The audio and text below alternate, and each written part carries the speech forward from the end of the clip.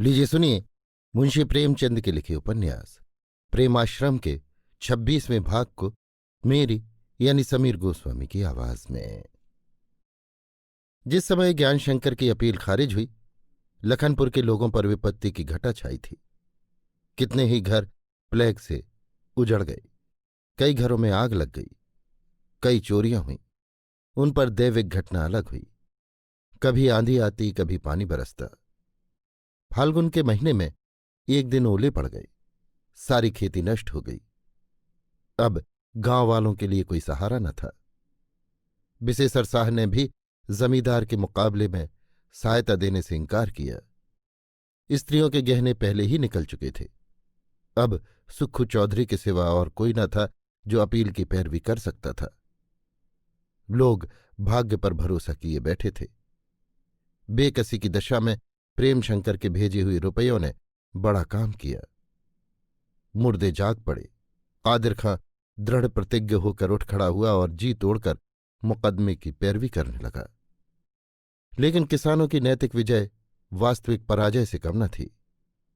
ज्ञानशंकर असामियों को इस दुस्साहस का दंड देने के लिए उधार खाए बैठे थे।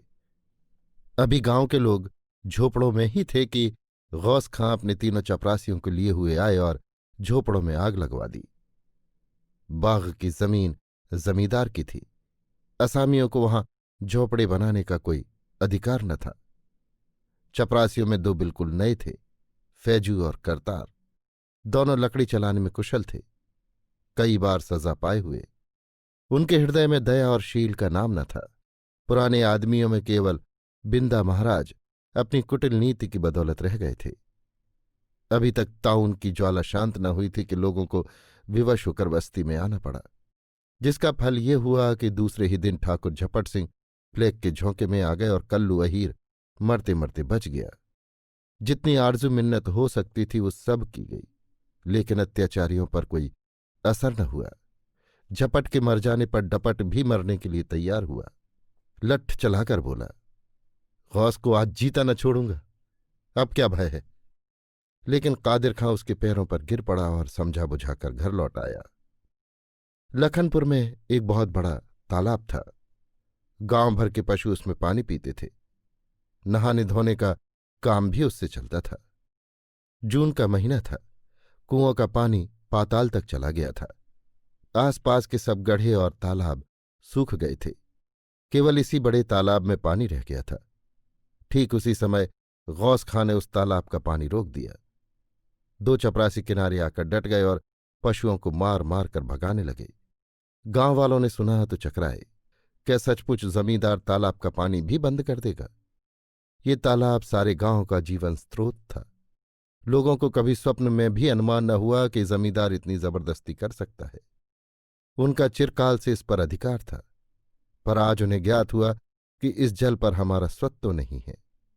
ये जमींदार की कृपा थी कि वो इतने दिनों तक चुप रहा, किंतु चिरकालीन कृपा भी स्वत्व का रूप धारण कर लेती है। गांव के लोग तुरंत तालाब के तट पर जमा हो गए और चपरासियों से वाद विवाद करने लगे। कादिर खां ने देखा कि बात बढ़ा चाहती है तो वहां से हट जाना उचित समझा।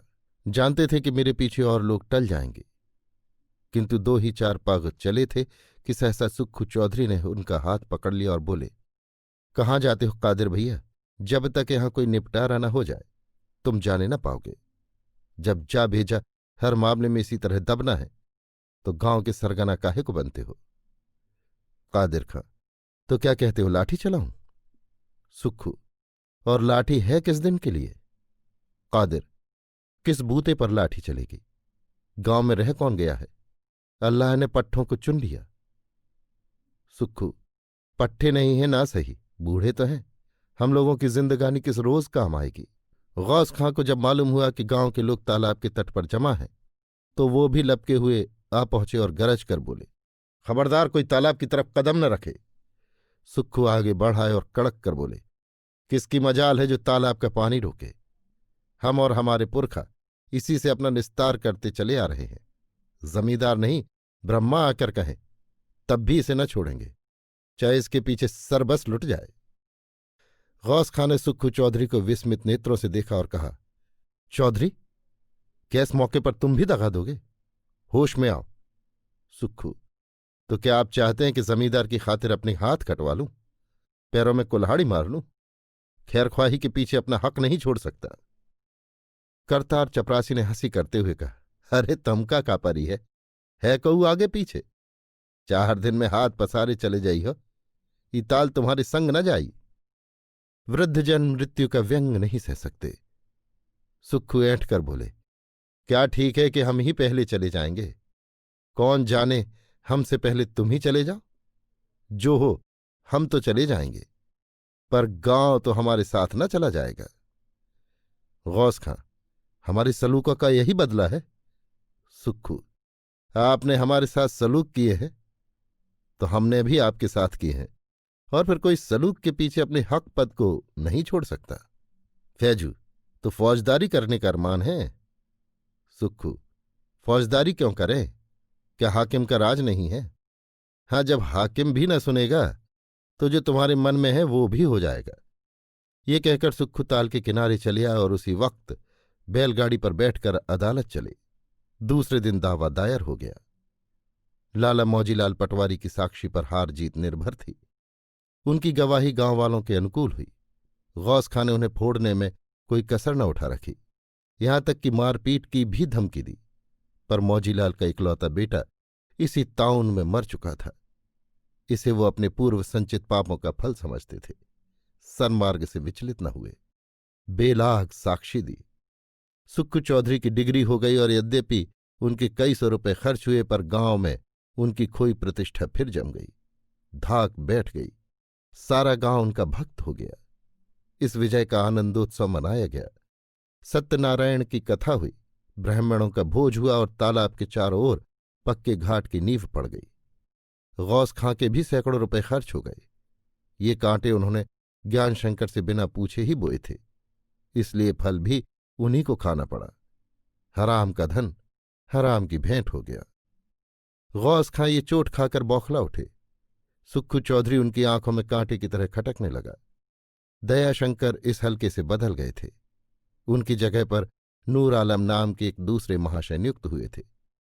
गौस खां ने इनसे राह रस्म पैदा करना शुरू किया। दोनों आदमियों में मित्रता हो गई, और लखनपुर पर नई नई विपत्तियों का आक्रमण होने लगा। वर्षा के दिन थे। किसानों को ज्वार और बाजरे की रखवाली से दम मारने का अवकाश न मिलता था। जिधर देखिए हा हू की ध्वनि आती थी। कोई ढोल बजाता था, कोई टीन के पीपे पीटता था। दिन को तोतों के झुंड टूटते थे, रात को गीदड़ के गोल। उस पर धान की क्यारियों में पौधे बिठाने पड़ते थे। पहर रात रहे ताल में जाते, और पहर रात गए आते थे। मच्छरों के डंक से लोगों की देह में छाले पड़ जाते थे। किसी का घर गिरता था, किसी के खेत की मीड़ें कट जाती थी। जीवन संग्राम की दोहाई मची हुई थी। इसी समय दारोगा नूर आलम ने गांव पर छापा मारा। सुक्खू चौधरी ने कभी कोकीन का सेवन नहीं किया था, उसकी सूरत नहीं देखी थी, उसका नाम नहीं सुना था, लेकिन उनके घर में 1 तोला कोकीन बरामद हुई। फिर क्या था, मुकदमा तैयार हो गया। माल के निकलने की देर थी, हिरासत में आ गए। उन्हें विश्वास हो गया कि मैं बरी न हो सकूंगा। उन्होंने स्वयं कई आदमियों को इसी भांति सजा दिलाई थी। हिरासत में आने के एक क्षण पहले वो घर में गए और एक हांडी लिए हुए आए। गांव के सब आदमी जमा थे। उनसे बोले, भाइयों राम राम, अब तुमसे विदा होता हूं। कौन जाने फिर भेंट हो या न हो। बूढ़े आदमी की जिंदगानी का क्या भरोसा। ऐसे ही भाग होंगे तो भेंट होगी। इस हांडी में 5,000 रुपए हैं, ये कादिर भाई को सौंपता हूं। तालाब का घाट बनवा देना। जिन लोगों पर मेरा जो कुछ आता है वो सब छोड़ता हूं। ये देखो, सब कागज पत्र अब तुम्हारे सामने फाड़े डालता हूं। मेरा किसी के यहां कुछ बाकी नहीं, सब भर गया। दारोगा जी वहीं उपस्थित थे। रुपयों की हांडी देखते ही लार टपक पड़ी। सुक्खू को बुलाकर कान में कहा, कैसे अहमक हो कि इतने रुपए रखकर भी बचने की फिक्र नहीं करते। सुक्खू, अब बचकर क्या करना है? क्या कोई रोने वाला बैठा है? नूर आलम, तुम इस गुमान में होगे कि हाकिम को तुम्हारे बुढ़ापे पर तरस आ जाएगी और वो तुमको बरी कर देगा। मगर इस धोखे में न रहना। उड्ढट कर रिपोर्ट लिखूंगा और ऐसी मोतवीर शहादत पेश करूंगा कि कोई बैरिस्टर भी जबान न खोल सकेगा। 5,000 नहीं, 5 लाख भी खर्च करोगे तो भी मेरे पंजे से न निकल सकोगे। मैं दयाशंकर नहीं हूं, मेरा नाम नूर आलम है। चाहूं तो एक बार खुदा को भी फंसा दूं। सुक्खू ने फिर उदासीन भाव से कहा, आप जो चाहे करें। अब जिंदगी में कौन सा सुख है कि किसी का ठेंगा सिर पर लूं। गौस खां का दया स्रोत उबल पड़ा। फैजू और करतार भी कुलबुला उठे और बिंदा महाराज तो हांडी की ओर टकटकी लगाए ताक रहे थे। सबने अलग अलग और फिर मिलकर सुक्खू को समझाया, लेकिन वो टस से मस न हुए। अंत में लोगों ने कादिर को घेरा। नूर आलम ने उन्हें अलग ले जाकर कहा, खां साहब, इस बूढ़े आदमी को समझाओ। क्यों जान देने पर तुला हुआ है? 2 साल से कम की सजा न होगी। अभी मामला मेरे हाथ में है, सब कुछ हो सकता है। हाथ से निकल गया तो कुछ न होगा। मुझे उसके बुढ़ापे पर तरस आती है। गौस खां बोले, हाँ, इस वक्त उस पर रहम करना चाहिए। अब की ताउन ने बेचारे का सत्यानाश कर दिया। कादिर खां जाकर सुक्खू को समझाने लगे। बदनामी का भय दिखाया, कारावास की कठिनाइयां बयान की, किंतु सुक्खू जरा भी न पसीजा। जब कादिर खां ने बहुत आग्रह किया और गांव के सब लोग एक स्वर से समझाने लगे, तो सुक्खू उदासीन भाव से बोला, तुम लोग क्या समझाते हो? मैं कोई नादान बालक नहीं हूं। कादिर खां से मेरी उम्र 2 ही 4 दिन कम होगी। इतनी बड़ी जिंदगानी अपनी बंधुओं का बुरा करने में कट गई। मेरे दादा मरे तो घर में भूनी भांग तक न थी। कारिंदों से मिल मिलकर मैं आज गांव का मुखिया बन बैठा हूं। 4 आदमी मुझे जानते हैं और मेरा आदर करते हैं। पर अब आंखों के सामने से पर्दा हट गया। उन कर्मों का फल कौन भोगेगा? भोगना तो मुझी को है, चाहे यहां भोगूं चाहे नरक में। इस सारी हांडी मेरे पापों से भरी हुई है। इसी ने मेरे कुल का सर्वनाश कर दिया। कोई एक चुल्लू पानी देने वाला न रहा। ये पाप की कमाई पुण्यकार में लग जाए तो अच्छा है। घाट बनवा देना, अगर कुछ और लगे तो अपने पास से लगा देना। मैं जीता बचा तो कौड़ी कौड़ी चुका दूंगा। दूसरे दिन सुक्खू का चालान हुआ। फैजू और करतार ने पुलिस की ओर से साक्षी दी। माल बरामद हो ही गया था। कई हजार रुपयों का घर से निकलना पुष्टिकारक प्रमाण हो गया। कोई वकील भी न था। पूरे 2 साल की सजा हो गई। निरपराध निर्दोष सुक्खू गौस खां के वैमनस्य और ईर्ष्या का लक्ष्य बन गया। सारा गांव थर्रा उठा। इजाफा लगान के खारिज होने से लोगों ने समझा था कि अब किसी बात की चिंता नहीं, मानो ईश्वर ने अभय प्रदान कर दिया। पर अत्याचार के ये नए हथकंडे देखकर सबके प्राण सूख गए। जब सुक्खू चौधरी जैसा शक्तिशाली मनुष्य दम के दम में तबाह हो गया तो दूसरों का कहना ही क्या। किंतु गौस खां को अब भी संतोष न हुआ। उनकी ये लालसा कि सारा गांव मेरा गुलाम हो जाए, मेरे इशारे पर नाचे, अभी पूरी न हुई थी। मौरूसी काश्तकारों में अभी तक कई आदमी बचे हुए थे। कादिर खां अब भी था। बलराज और मनोहर अब भी आंखों में खटकते थे। ये सब इस बाग के कांटे थे। उन्हें निकाले बिना सैर करने का आनंद कहाँ। लखनपुर शहर से 10 ही मील की दूरी पर था। हाकिम लोग आते जाते यहां जरूर ठहरते। अगहन का महीना लगा ही था कि पुलिस के एक बड़े अफसर का लश्कर आ पहुंचा। तहसीलदार स्वयं रसद का प्रबंध करने के लिए आए। चपरासियों की एक फौज साथ थी। लश्कर में 100-125 आदमी थे। गांव के लोगों ने ये जमघट देखा तो समझा कि कुशल नहीं है। मनोहर ने बलराज को ससुराल भेज दिया और ससुराल वालों से कहला भेजा कि इसे 4-5 दिन न आने देना। लोग अपनी अपनी लकड़ियां और भूसा उठा उठाकर घरों में रखने लगे। लेकिन बोवनी के दिन थे, इतनी फुर्सत किसे थी। प्रातःकाल विशेषर साह दुकान खोल रहे थे कि करदली के साथ 10-12 चपरासी दुकान पर आ पहुंचे। विशेषर ने आटे दाल के बोरे खोल दिए, जिनसे तौली जाने लगी। दोपहर तक यही तांता लगा रहा। घी के कनस्तर खाली हो गए। 3 पड़ाव के लिए जो सामग्री एकत्र की थी अभी समाप्त हो गई। विशेषर के होश उड़ गए। फिर आदमी मंडी दौड़ाए। बेगार की समस्या इससे कठिन थी। 5 बड़े बड़े घोड़ों के लिए हरी घास छीलना सहज नहीं था। गांव के सब चमार इस काम में लगा दिए गए। कई नौनिये पानी भर रहे थे। 4 आदमी नित्य सरकारी डाक लेने के लिए सदर दौड़ाए जाते थे। कहारों को कर्मचारियों की खिदमत से सिर उठाने की फुर्सत न थी। इसलिए जब 2 बजे साहब ने हुक्म दिया कि मैदान में घास छीलकर टेनिस कोर्ट तैयार किया जाए, तो वे लोग भी पकड़ गए जो अभी तक अपनी वृद्धावस्था या जाति सम्मान के कारण बचे हुए थे। चपरासियों ने पहले दुखरन भगत को पकड़ा। भगत ने चौंक कर कहा, क्यों, मुझसे क्या काम है? चपरासी ने कहा, चलो लश्कर में घास छीलनी है। भगत, घास चमार छीलते हैं, ये हमारा काम नहीं है। इस पर एक चपरासी ने उनकी गर्दन पकड़कर आगे ढकेला और कहा, चलते हो या यहां कानून बघाड़ते हो? भगत, अरे तो ऐसा क्या अंधेर है, अभी ठाकुर जी का भोग तक नहीं लगाया। चपरासी, एक दिन में ठाकुर जी भूखों न मर जाएंगे। भगत ने वाद विवाद उचित न समझा, झपटकर सिपाहियों के बीच से निकल गए और भीतर जाकर किवाड़ बंद कर दिए।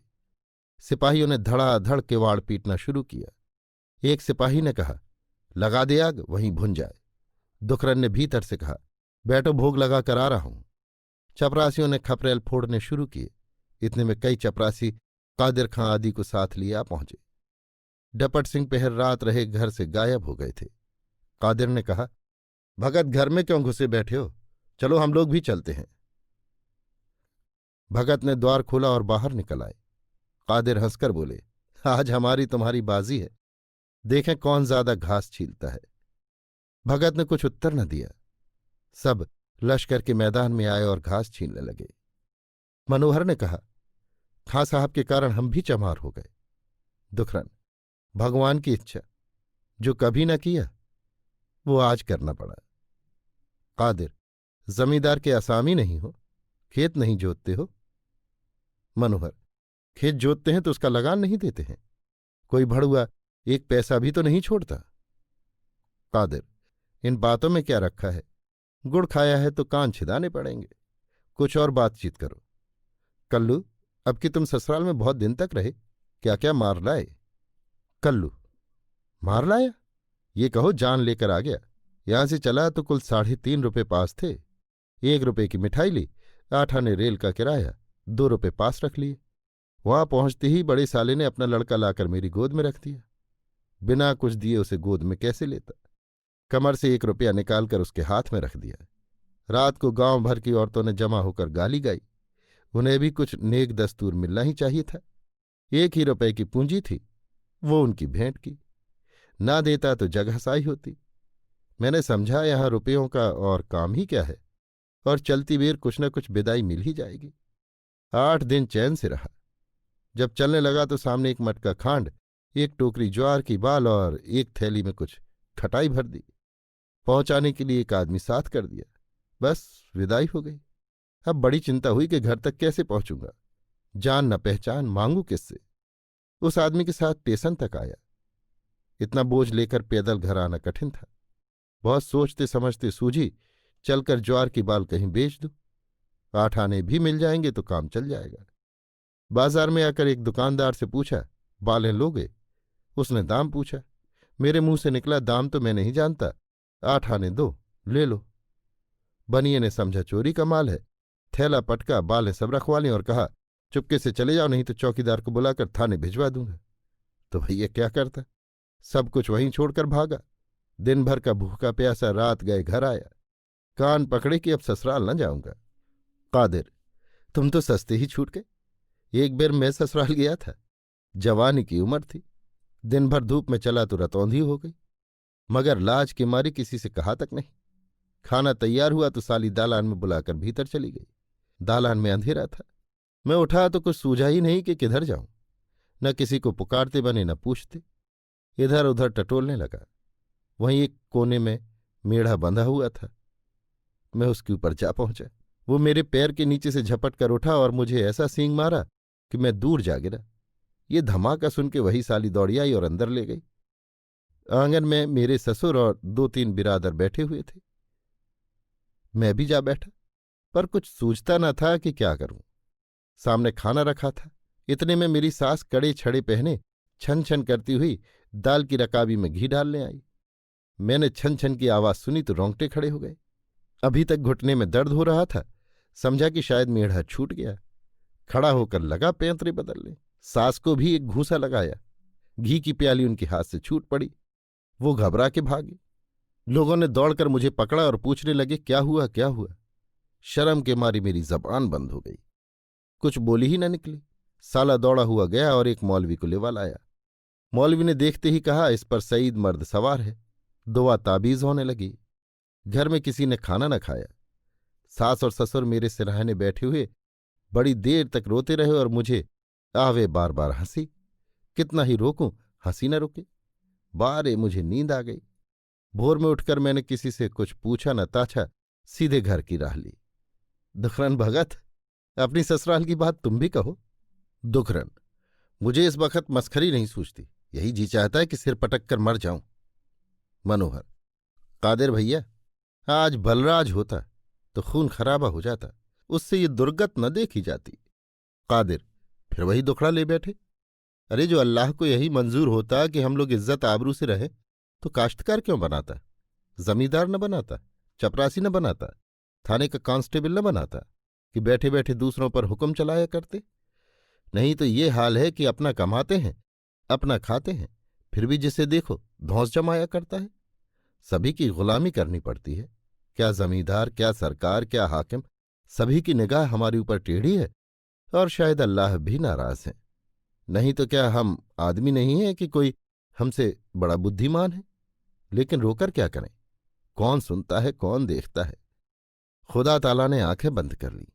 जो कोई भला मानुस दर्द बूझकर हमारे पीछे खड़ा भी हो जाता है तो उस बेचारे की जान भी आफत में फंस जाती है।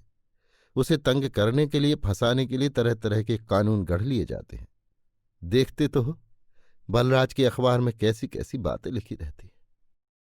ये सब अपनी तकदीर की खूबी है। ये कहते कहते कादिर खां रो पड़े। वो हृदय ताप जिसे वो हास्य और विनोद से दबाना चाहते थे प्रज्वलित हो उठा।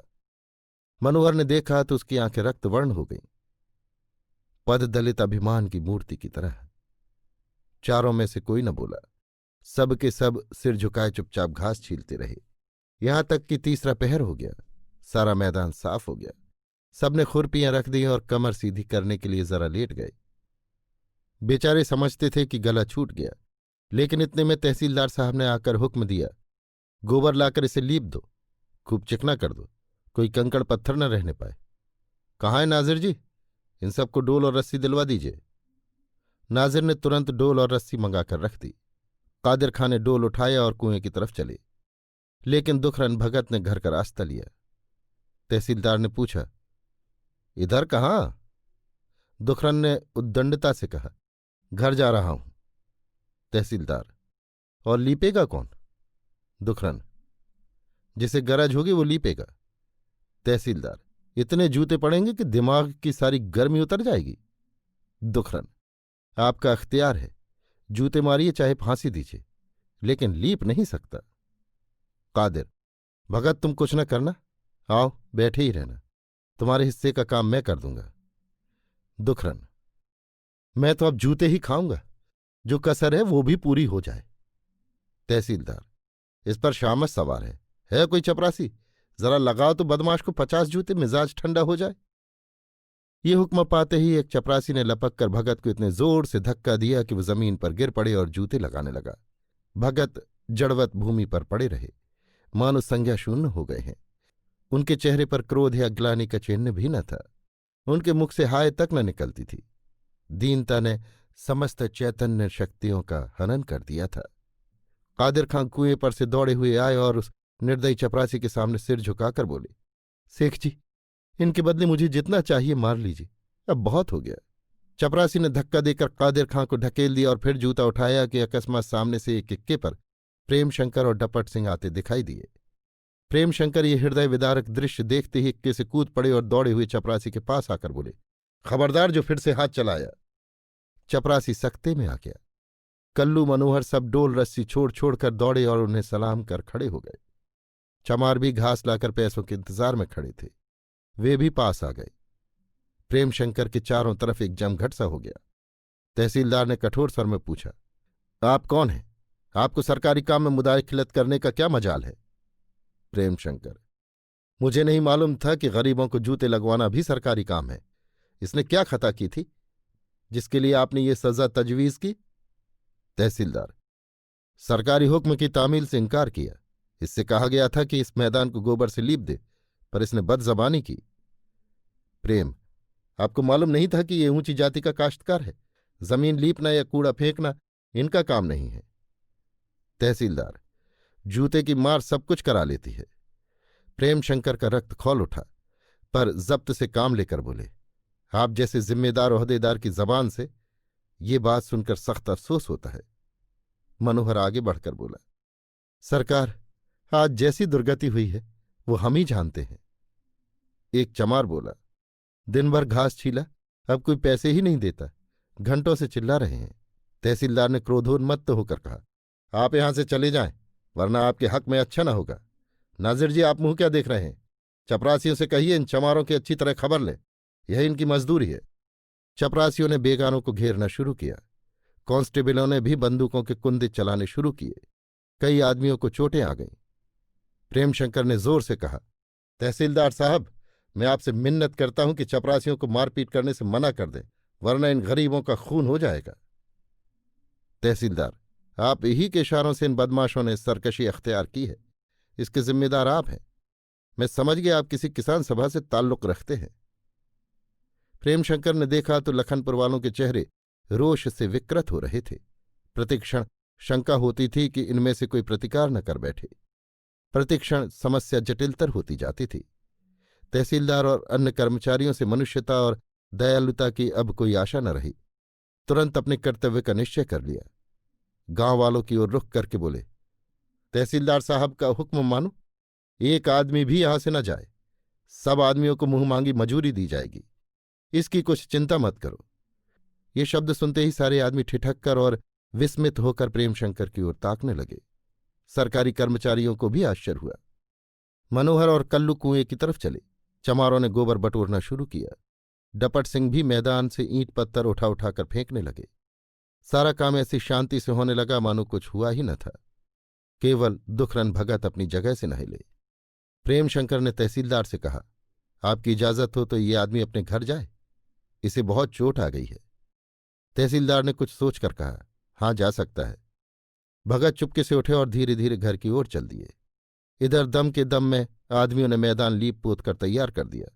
सब ऐसा दौड़ दौड़कर उत्साह से काम कर रहे थे मानो उनके घर बारात आई हो। संध्या हो गई थी। प्रेमशंकर जमीन पर बैठे हुए विचारों में मग्न थे। कब तक गरीबों पर यह अन्याय होगा? कब उन्हें मनुष्य समझा जाएगा? हमारा शिक्षित समुदाय कब अपने दीन भाइयों की इज्जत करना सीखेगा? कब अपने स्वार्थ के लिए अपने अफसरों की नीच खुशामद करना छोड़ेगा? इतने में तहसीलदार साहब सामने आकर खड़े हो गए और विनय भाव से बोले, आपको यहां तकलीफ हो रही है, मेरे खेमे में तशरीफ ले चलिए। माफ कीजिएगा, मैंने आपको पहचाना न था। गरीबों के साथ हमदर्दी देखकर आपकी तारीफ करने को जी चाहता है। आप बड़े खुशनसीब हैं कि खुदा ने आपको ऐसा दर्दमंद दिल अता फरमाया है। हम बदनसीबियों की जिंदगी में तो अपनी तन परवरी में ही गुजर जाती है। क्या करूं? यदि अभी साफ कह दूं कि बेगार में मजदूर नहीं मिलते तो नालायक समझा जाऊं। आंखों से देखता हूं कि मजदूरों को 8 आने रोज मिलते हैं, पर इन साहब बहादुर से इतनी मजूरी मांगू तो वो हरगिज न देंगे। सरकार ने कायदे बहुत अच्छे बनाए हैं, लेकिन ये हुक्काम उनकी परवाह नहीं करते। कम से कम 50 रुपए के मिट्टी के बर्तन उठे होंगे। लकड़ी, भूसा, पुआल सैकड़ों मन खर्च हो गए। कौन इनकी कीमत देता है? अगर कायदे पर अमल करने लगूं तो एक लम्हे भर रहना दुश्वार हो जाए, और मैं अकेला कर ही कह सकता हूं। मेरे और भाई भी तो हैं, उनकी सख्तियां आप देखें तो दांत तले उंगली दबा लें। खुदा ने जिसके घर में रूखी रोटियां भी दी हों वो कभी ये मुलाजमत न करे। आइए बैठिए, आपको सैकड़ों दास्तानें सुनाऊं जिनमें तहसीलदारों को कायदे के मुताबिक अमल करने के लिए जहन्नुम में भेज दिया गया है। मेरे ऊपर खुद एक बार गुजर चुकी है। प्रेमशंकर को तहसीलदार से सहानुभूति हो गई। समझ गए कि ये बेचारे विवश हैं। मन में लज्जित हुए कि मैंने अकारण ही इनसे अविनय की। उनके साथ खेमे में चले गए। वहां बहुत देर तक बातें होती रहीं। तहसीलदार साहब बड़े साधु सज्जन निकले। अधिकार विषयक घटनाएं समाप्त हो चुकी तो अपनी पारिवारिक कठिनाइयों का बयान करने लगे। उनके 3 पुत्र कॉलेज में पढ़ते थे। 2 लड़कियां विधवा हो गई थीं। एक विधवा बहन और उसके बच्चों का भार भी सिर पर था। 200 रुपये में बड़ी मुश्किल से गुजर होता था। अतएव जहां अवसर और सुविधाएं देखते थे वहां रिश्वत लेने में उज्र न था। उन्होंने ये वृत्तांत ऐसे सरल और नम्र भाव से कहा कि प्रेमशंकर का उनसे स्नेह सा हो गया। वहां से उठे तो 8 बज चुके थे। चौपाल की तरफ जाते हुए दुखरन भगत के द्वार पर पहुंचे तो एक विचित्र दृश्य देखा। गांव के कितने ही आदमी जमा थे और भगत उनके बीच में खड़े हाथ में शालिग्राम की मूर्ति लिए उन्मत्तों की भांति बहक बहक कर कह रहे थे, ये शालिग्राम है, अपने भक्तों पर बड़ी दया रखते हैं, सदा उनकी रक्षा किया करते हैं। इन्हें मोहन भोग बहुत अच्छा लगता है, कपूर और धूप की महक बहुत अच्छी लगती है। पूछो मैंने इनकी कौन सेवा नहीं की। आप सत्तू खाता था, बच्चे चबेना खाते थे, इन्हें मोहन भोग का भोग लगता था। इनके लिए जाकर कोसों से फूल और तुलसी दल लाता था। अपने लिए तमाकू चाहे ना रहे, पर इनके लिए कपूर और धूप की फिक्र करता था। इनका भोग लगा के तब दूसरा काम करता था। घर में कोई मरता ही क्यों ना हो, पर इनकी पूजा अर्चना किए बिना कभी न उठता था। कोई दिन ऐसा न हुआ कि ठाकुर द्वारे में जाकर चरणामृत न पिया हो, आरती न ली हो, रामायण का पाठ न किया हो। ये भक्ति और श्रद्धा क्या इसलिए कि मुझ पर जूते पड़े, हक ना हक मारा जाऊं, चमार बनूं? धिक्कार मुझ पर जो ऐसे ठाकुर का नाम लूं, जो इन्हें अपने घर में रखूं और फिर इनकी पूजा करूं। हाँ, मुझे धिक्कार है। ज्ञानियों ने सच कहा है कि ये अपने भक्तों के बैरी है, उनका अपमान कराते हैं, उनकी जड़ खोदते हैं और उससे प्रसन्न रहते हैं जो इनका अपमान करे। मैं अब तक भूला हुआ था। बोलो मनोहर, क्या कहते हो? इन्हें कुएं में फेंकूं या घूरे पर डाल दूं? जहाँ इन पर रोज मनो कूड़ा पड़ा करे, या राह में फेंक दूं, जहां सवेरे से सांझ तक इन पर लाते पड़ती रहे? मनोहर, भैया तुम जानकर अनजान बनते हो। वो संसार के मालिक हैं, उनकी महिमा अपरंपार है। कादिर, कौन जानता है उनकी क्या मर्जी है? बुराई से भलाई करते हैं, इतना मन न छोटा करो। दुखरन हंसकर, ये सब मन को समझाने का ढकोसला है। कादिर मियाँ, ये पत्थर का ढेला है, निरा मिट्टी का पिंड। मैं अब तक भूल में पड़ा हुआ था। समझता था इसकी उपासना करने से मेरे लोक परलोक दोनों बन जाएंगे। आज आंखों के सामने से वो पर्दा हट गया। ये निरा मिट्टी का ढेला है। ये लो महाराज, जाओ जहां तुम्हारा जी चाहे। तुम्हारी यही पूजा है। 30 साल की भक्ति का तुमने मुझे जो बदला दिया है, मैं भी तुम्हें उसी का बदला देता हूं। ये कहकर भगत ने शालिग्राम की प्रतिमा को जोर से एक ओर फेंक दिया। न जाने कहाँ जाकर गिरी। फिर दौड़े हुए घर में गए और पूजा की पिटारी लिए हुए बाहर निकले। मनोहर लपका कि पिटारी उनके हाथ से छीन लूं, लेकिन भगत ने उसे अपनी ओर आते देखकर बड़ी फुर्ती से पिटारी खोली और उसे हवा में उछाल दी। सभी सामग्रियां इधर उधर फैल गईं। 30 वर्ष की धर्मनिष्ठा और आत्मिक श्रद्धा नष्ट हो गई। धार्मिक विश्वास की दीवार हिल गई और उसकी ईंटें बिखर गईं। कितना हृदय विदारक दृश्य था। प्रेमशंकर का हृदय गदगद हो गया। भगवान, इस असभ्य, अशिक्षित और दरिद्र मनुष्य का इतना आत्माभिमान, इसे अपमान ने इतना मर्माहत कर दिया। कौन कहता है गवारों में ये भावना निर्जीव हो जाती है? कितना दारुण आघात है जिसने भक्ति, विश्वास तथा आत्मगौरव को नष्ट कर डाला। प्रेमशंकर सब आदमियों के पीछे खड़े थे। किसी ने उन्हें देखा नहीं। वो वहीं से चौपाल चले गए। वहां पलंग बिछा तैयार था। डपट सिंह चौका लगाते थे, कल्लू पानी भरते थे। उन्हें देखते ही गौस खां झुककर आदाब अर्ज बजा लाए और कुछ सकचाते हुए बोले, हुजूर को तहसीलदार साहब के यहां बड़ी देर हो गई। प्रेमशंकर, हाँ, इधर उधर की बातें करने लगे। क्यों, यहां कहार नहीं है क्या? ये लोग क्यों पानी भर रहे हैं? उसे बुलाइए, मुनासिब मजदूरी दी जाएगी। गौस खां, हुजूर, कहार तो 4 घर थे, लेकिन सब उजड़ गए। अब एक आदमी भी नहीं है। प्रेमशंकर, ये क्यों? गौस खां, अब हुजूर से क्या बतलाऊं? हम ही लोगों की शरारत और जुल्म से यहां हमेशा 3-4 चपरासी रहते हैं। एक एक के लिए एक एक खिदमतगार चाहिए, और मेरे लिए तो जितने खिदमतगार हों उतने थोड़े हैं। बेचारे सुबह से ही पकड़ लिए जाते थे, शाम को छुट्टी मिलती थी। कुछ खाने को पा गए तो पा गए, नहीं तो भूखे ही लौट जाते थे। आखिर सब के सब भाग खड़े हुए। कोई कलकत्ता गया, कोई रंगून। अपने बाल बच्चों को भी लेते गए। अब ये हाल है कि अपने ही हाथों बर्तन तक धोने पड़ते हैं। प्रेमशंकर, आप लोग इन गरीबों को इतना सताते क्यों हैं? अभी तहसीलदार साहब लश्कर वालों की सारी बेइंसाफियों का इल्जाम आपके ही सिर मढ़ रहे थे। गौस खां, हुजूर तो फरिश्ते हैं, लेकिन हमारे छोटे सरकार का ऐसा ही हुक्म है। आजकल खतों में बार बार ताकीद करते हैं कि गांव में एक भी दखलदार आसामी न रहने पाए। हुजूर का नमक खाता हूं तो हुजूर के हुक्म की तामील करना मेरा फर्ज है, वरना खुदा ताला को क्या मुंह दिखाऊंगा। इसीलिए मुझे इन बेकसों पर सभी तरह की सख्तियां करनी पड़ती हैं। कहीं मुकदमे खड़े कर दिए, कहीं बेगार में फंसा दिया, कहीं आपस में लड़ा दिया। कानून का हुक्म है कि आदमियों को लगान देते ही पाई पाई की रसीद दी जाए, लेकिन मैं सिर्फ उन्हीं लोगों को रसीद देता हूं जो जरा चालाक हैं। गंवारों को यूं ही टाल देता हूं। छोटे सरकार का बकाया पर इतना जोर है कि एक पाई भी बाकी रहे तो नालिश कर दो। कितने ही असामी तो नालिश से तंग आकर निकल भागे। मेरे लिए तो जैसे छोटे सरकार हैं वैसे हुजूर भी है। आपसे क्या छिपाऊं, इस तरह की धांधलियों में हम लोगों का भी गुजर बसर हो जाता है, नहीं तो इस थोड़ी सी आमदनी में गुजर होना मुश्किल था। इतने में बिसेसर, मनोहर, कादिर खां आदि भी आ गए और आज का वृतांत कहने लगे। मनोहर दूध लाया, कल्लू ने दही पहुंचाया। सभी प्रेम शंकर के सेवा सत्कार में तत्पर थे।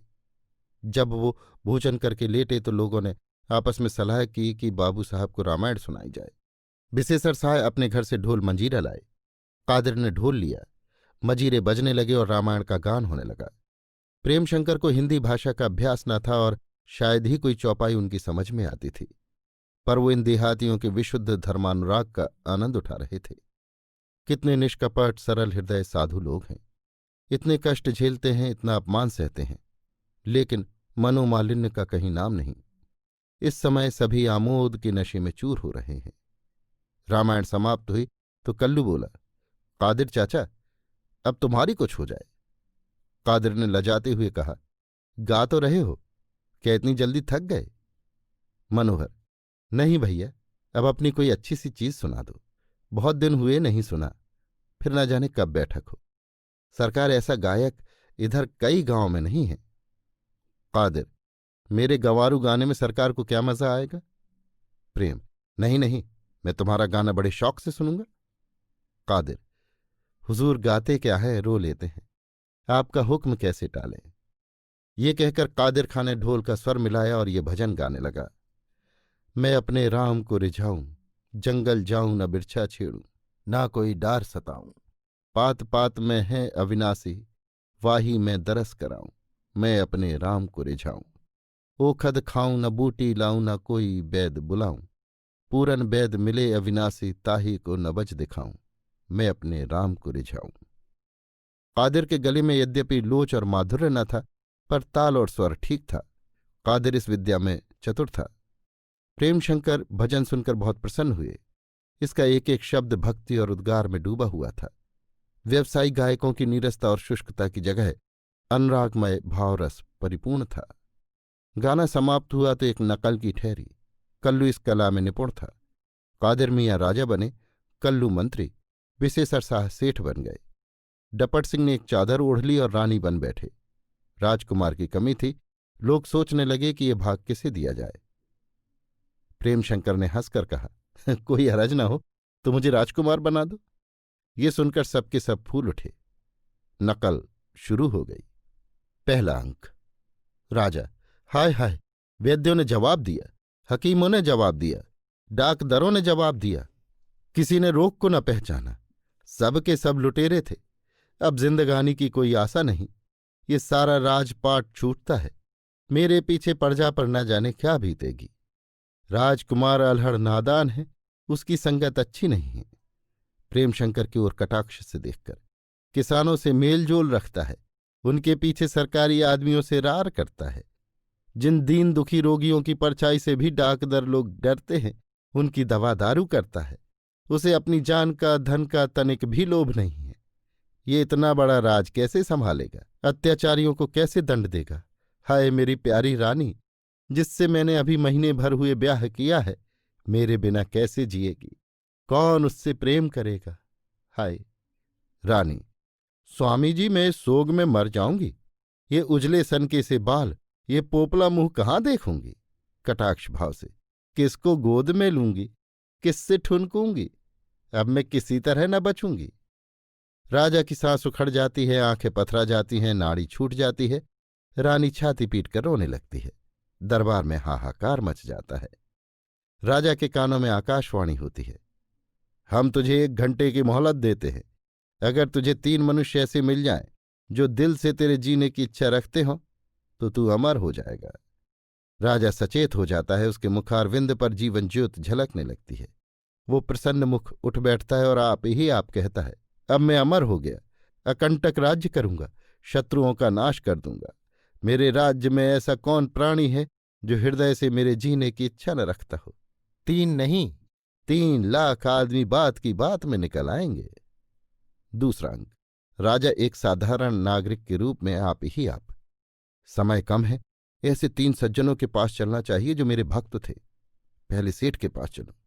वो परोपकार के प्रत्येक काम में मेरी सहायता करता था। मैंने उसकी कितनी बार रक्षा की है और उसे कितना लाभ पहुंचाया है। ये सेठ जी का घर आ गया।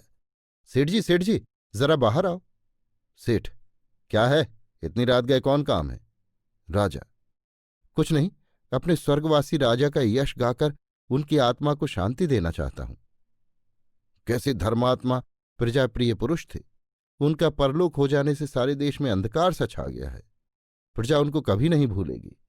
आपसे तो उनकी बड़ी मैत्री थी, आपको तो और भी दुख हो रहा होगा। सेठ, मुझे उनके राज्य में कौन सा सुख था कि अब दुख होगा? मर गए, अच्छा हुआ। उनकी बदौलत लाखों रुपए साधु संतों को खिलाने पड़ते थे। राजा मन में, हाय, इस सेठ पर मुझे कितना भरोसा था। ये मेरे इशारे पर लाखों रुपए दान कर दिया करता था। सच कहा है, बनिए किसी के मित्र नहीं होते। मैं जन्म भर इसके साथ रहा पर इसे पहचान न सका। अब चलूं मंत्री के पास।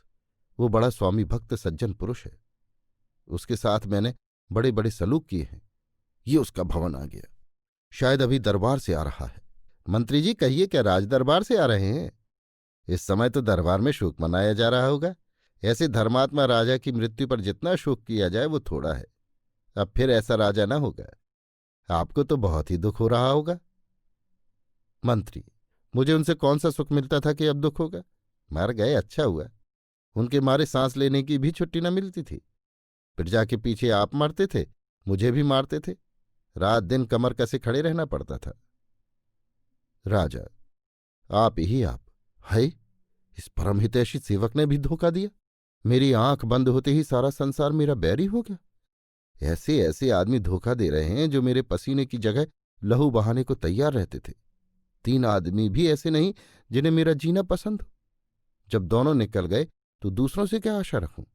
अब रानी के पास जाता हूं। वो साध्वी सती स्त्री है। उसकी जितनी ही सखियां हैं सभी मुझ पर प्राण देती थीं। वहां मेरी इच्छा अवश्य पूरी होगी। अब केवल थोड़ा सा समय और रह गया है। ये राजभवन आ गया। रानी अकेली मनमारे शोक में बैठी हुई है। महारानी जी, अब धीरज से काम लीजिए। आपके स्वामी ऐसे प्रतापी थे कि संसार में सदा उनका लोग यश गाया करेंगे। देह त्याग कर वो अमर हो गए। रानी, अमर नहीं, पत्थर हो गए। उनसे संसार को चाहे जो सुख मिला हो, मुझे तो कोई सुख न मिला। उनके साथ बैठते लज्जा आती थी। उनका क्या यश गाऊं? मैं तो उसी दिन विधवा हो गई थी जिस दिन उनसे विवाह हुआ था। वो जीते थे तब भी राण थी, मर गए तब भी राण हूं। देखो तो कुंवर साहब कैसे सजीले बांके जवान हैं। मेरे योग्य ये थे, ना कि वैसा खूसट बुढ़ा जिसके मुंह में दांत तक नहीं थे। ये सुनते ही राजा लंबी सांस लेता है और मूर्छित होकर गिर पड़ता है। अभिनय समाप्त होता है। प्रेमशंकर को इन गंवारों के अभिनय कौशल पर विस्मय हुआ। बनावट का कहीं नाम न था। प्रत्येक व्यक्ति ने अपना अपना भाग स्वाभाविक रीत से पूरा किया। यद्यपि न पर्दे थे न कोई दूसरा सामान, तथापि अभिनय रोचक और मनोरंजक था। सवेरे प्रेमशंकर टहलते हुए पड़ाव की ओर चले तो देखा कि लश्कर कूच की तैयारी कर रहा है। खेमे उखड़ रहे हैं, गाड़ियों पर असबाब लद रहा है। साहब बहादुर की मोटर तैयार है और बिसेसर साह तहसीलदार के सामने कागज का एक पुलिंदा लिए खड़े हैं। तेली, तमोली, बूचड़ आदि भी एक पेड़ के नीचे अभियुक्त की भांति दाम वसूल करने के लिए बैठे हुए हैं। प्रेमशंकर ने तहसीलदार से हाथ मिलाया और बैठकर तमाशा देखने लगे। तहसीलदार, कहाँ हैं गाड़ीवान लोग? बुलाओ, रसद का हिसाब करें। इस पर एक गाड़ीवान ने कहा, हुजूर, यहां रसद मिला है कि हमारी जान मारी गई है। आटे में इस बेईमान बनिए ने न जाने क्या मिला दिया है कि उसी दिन से पेट में दर्द हो रहा है। घी में तेल मिलाया था, उस पर हिसाब करने को कहता है। अभी साहब से कह दें तो बच्चों को लेने के देने पड़ जाएं। अर्दली के साथ कई चपरासी बोले, ये बनिया गोली मार देने लायक है। ऐसा खराब आटा उम्र भर नहीं खाया। न जाने क्या चीज मिला दी है कि हजम ही नहीं होता। घी ऐसा बदबू करता था कि दाल खाते न बनती थी। इस पर तो जुर्माना होना चाहिए। उल्टे हिसाब करने आया है। एक कांस्टेबल महाशय ने कहा, हम इसे खूब जानते हैं, छटा हुआ है। चीनी दी तो उसमें आधी बालू और घी में आधी गुइयां। आटे में आधा चोकर, दाल में आधा कूड़ा। इसे तो ऐसी जगह मारे जहां पानी न मिले। कई साइस बोले, घोड़ों को जो दाना दिया है वो बिल्कुल घुना हुआ, आधा चना आधा चोकर, घोड़ों ने सूंघा तक नहीं। साहब से कह दें तो अभी हंटर पड़ने लगे। तहसीलदार, ये सब शिकायतें पहले क्यों नहीं की? कई आदमी, हुजूर रोज तो हाय हाय कर रहे हैं। तहसीलदार प्रेम शंकर की ओर देखकर, मुझसे किसी ने भी नहीं कहा। अब ये सब मैं कुछ न सुनूंगा। जिसके जिम्मे जो कुछ निकले कौड़ी कौड़ी दे दो। साहजी अपना हिसाब निकालो। बिसेसर, मौला बख्श, शर्दली, आटा, घी, चावल, दाल, मसाला, तमाखू, कत्था, सुपारी, चीनी, कुल 3 रुपए हुए। तहसीलदार, कहाँ है मौला बख्श? दाम देकर रसीद लो। एक अर्दली, इस नाम का हमारे यहाँ कोई आदमी नहीं है। बिसेसर, है क्यों नहीं? लंबे लंबे हैं, छोटी दाढ़ी है, मुंह पर शीतला का दाग है, सामने के 2-3 दांत टूटे हुए हैं। कई अर्दली, इस हुलिये का यहां कोई आदमी ही नहीं। पहचान हम में से कौन है? बिसेसर, कहीं चल दिए होंगे और क्या। तहसीलदार, अच्छा दूसरा नाम बोलो। बिसेसर, धन्नु अहीर, चावल, आटा, घी, खली, दाना और चोकर, तमाकू, कुल 2 रुपए। तहसीलदार, कहाँ है धन्नु अहीर? निकाल रुपए। एक अर्दली, वो तो पहर रात रहे, साहब का डेरा लाद कर चला गया। तहसीलदार, हिसाब नहीं चुकाया और चल दिया? अच्छा नाजिर जी, उसका नाम लिख लीजिए। कहाँ जाते हैं बच्चू, एक एक पाई वसूल कर लूंगा। प्रेम, ये लश्कर वालों की बड़ी ज्यादती है। तहसीलदार, कुछ न पूछिए, कमबख्त खा खा कर चल देते हैं, बदनामी बेचारे तहसीलदार की होती है। बिसेसर साहब ने फिर ऐसा ही ब्यौरा पढ़ सुनाया। ये जयराम चपरासी का पुर्जा था। जयराम उपस्थित थे, आगे बढ़कर बोले, क्यों रे, घी आधा किलो लिया था या 1 पाव? बिसेसर, कागज में तो लिखा हुआ है। जयराम, झूठ लिखा है, 16 आने झूठ। तहसीलदार, अच्छा 1 पाव का दाम दे दो, या कुछ भी नहीं देना चाहते? ये झमेला 9-10 बजे तक रहा। 1/3 से अधिक आदमी बिना हिसाब चुकाए ही प्रस्थान कर चुके थे। 1/4 से अधिक आदमी लापता हो गए। आधे आदमी मौजूद थे, लेकिन उन्हें भी अपना हिसाब ठीक होने में संदेह था। ऐसे 10 ही 5 सज्जन निकले जिन्होंने खरे दाम चुका दिए हों। जब सब चिटें समाप्त हो गईं तो बिसेसर साहब ने उन्हें लाकर तहसीलदार के सामने पटक दिया और बोला, मैं और किसी को नहीं जानता, एक हुजूर को जानता हूं और हुजूर के हुक्म से मैंने रसद दी है। तहसीलदार, मैं क्या अपनी गिरह से दूंगा? बिसेसर, हुजूर जैसे चाहे दे या दिला दे। 200 रुपये में 70 रुपये मिले हैं। मैं टके का आदमी इतना धक्का कैसे उठाऊंगा? महाजन मेरा घर बिकवा लेगा।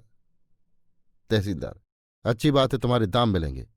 नाजिर जी, आप 2 चपरासियों को लेकर जाइए, इसके बही खाते उठा लाइए और खुद इसकी सालाना आमदनी का हिसाब कीजिए। देखिए अभी कलई खुली जाती है। मैं इसके सब रुपए दूंगा, पर इसी से लेकर। बच्चू 2000 रुपये साल का नफा करते हो, उस पर एक बार 100 रुपये का घाटा हुआ तो दम निकल गया। कहाँ तो बिसेसर साहब इतने गर्म हो रहे थे, कहाँ ये धमकी सुनते ही भीगी बिल्ली बन गए।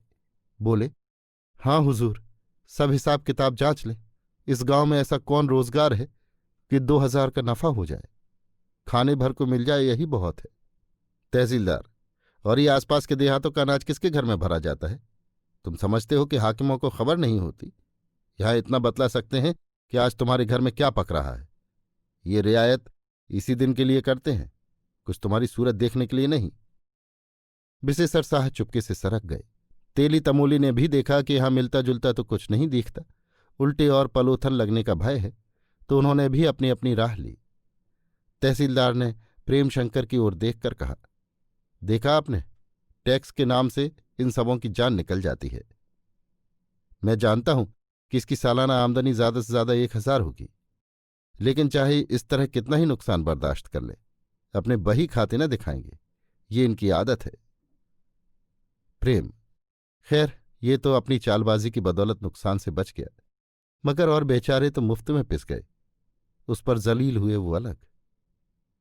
तहसीलदार, जनाब, इसकी दवा मेरे पास नहीं है। जब तक कौम को आप लोग एक सिरे से जगा न देंगे, इस तरह के हथखंडों का बंद होना मुश्किल है। जहां दिलों में इतनी खुदगर्जी समाई हुई है और जहां रियाया इतनी कच्ची है, वहां किसी तरह की इस्लाह नहीं हो सकती। मुस्कुराकर, हम लोग एक तौर पर आपके मददगार हैं। रियाया को सताकर पीस कर मजबूत बनाते हैं और आप जैसे कौमी हमदर्दों के लिए मैदान साफ करते हैं। अभी आप सुन रहे थे मुंशी प्रेमचंद के लिखे उपन्यास प्रेमाश्रम के 26वें भाग को मेरी यानी समीर गोस्वामी की आवाज में।